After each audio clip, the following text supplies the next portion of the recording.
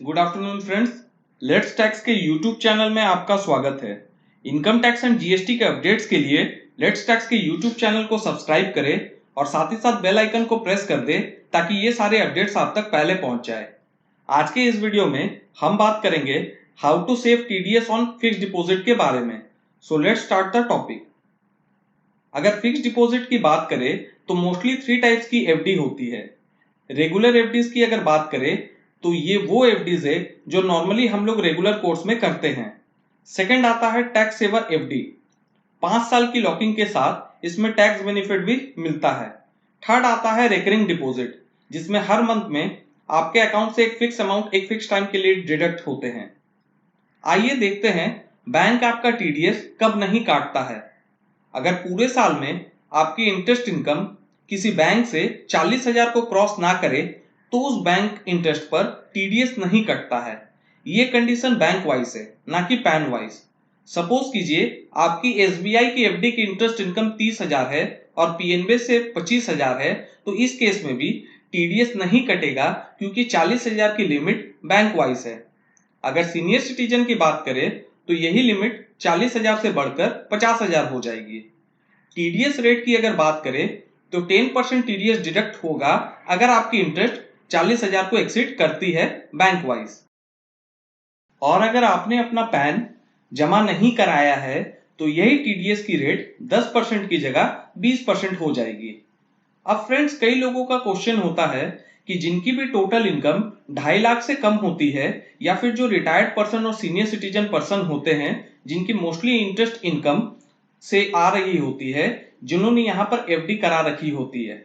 So let suppose उनकी अगर interest income more than 40,000 rupees या फिर 50,000 रुपीज है और लेट सपोज उनकी टोटल इनकम जिसमें उनके पेंशन भी आ गए और इंटरेस्ट इनकम भी आ गए वो 2.5 लाख से कम है और वो अपनी इनकम टैक्स रिटर्न फाइल नहीं करते हैं, तो उस केस में वो फॉर्म 15G या फिर 15H जमा करा दे, जिससे उनके इंटरेस्ट इनकम पर टीडीएस नहीं काटा जाएगा। आइए अब जानते हैं कि कैसे अपनी एफडी की इंटरेस्ट इनकम पर टीडीएस से बचे। फर्स्ट ऑप्शन आता है कि आप फॉर्म 15G या फिर 15H फाइल कर सकते हैं, जिससे आपके इंटरेस्ट इनकम पर टीडीएस डिडक्ट नहीं होगा। ये फॉर्म ऑनलाइन भी अवेलेबल होते हैं, तो आपको बैंक जाने की भी जरूरत नहीं है। अगर फॉर्म 15G की बात करें तो ये फॉर्म 60 साल के नीचे के लोगों के लिए है, वही फॉर्म 15S सीनियर सिटीजन के लिए है जिनकी इनकम 2.5 लाख से कम है और वो अपना इनकम टैक्स रिटर्न फाइल नहीं करते हैं। Second option, distribute your FD. तो फ्रेंड, जैसे कि मैंने बताया कि बैंक वाइज टीडीएस डिडक्शन की लिमिट 40,000 या 50,000 के ऊपर है, तो आप क्या कर सकते हैं, 3-4 अलग अलग बैंक में अपनी एफडीज को इस तरीके से खुलवाए जिससे आपकी इंटरेस्ट इनकम 40,000 या 50,000 को क्रॉस ना करे। थर्ड ऑप्शन है टाइमिंग ऑफ एफडी। तो फ्रेंड्स, आप क्या कर सकते हैं, एक फाइनेंशियल ईयर के मिड में एक एफडी क्रिएट कर दे तो उसका इंटरेस्ट 2 फाइनेंशियल ईयर के अंदर बढ़ जाता है, जिससे आपकी जो 40,000 या 50,000 की लिमिट है वो एक्सीड नहीं होगी। फाइनेंशियल ईयर का मतलब है 1 अप्रैल से 31 मार्च। तो अगर आप अपनी एफडी 1 अक्टूबर को कराते हैं तो 40,000 या 50,000 की जो लिमिट है वो एक्सीड होने के चांसेस कम हो जाएंगे। फोर्थ ऑप्शन है स्प्लिटिंग एफडीज। तो फ्रेंड, इसमें आप क्या करेंगे कि आप एक एचयूएफ के भी अकाउंट खुलवा लेंगे, जिससे आपकी एफडीज स्प्लिट कर पर्सनल और एचयूएफ अकाउंट में करवा सकते हैं, जिससे भी आपकी लिमिट एक्सीड नहीं होगी।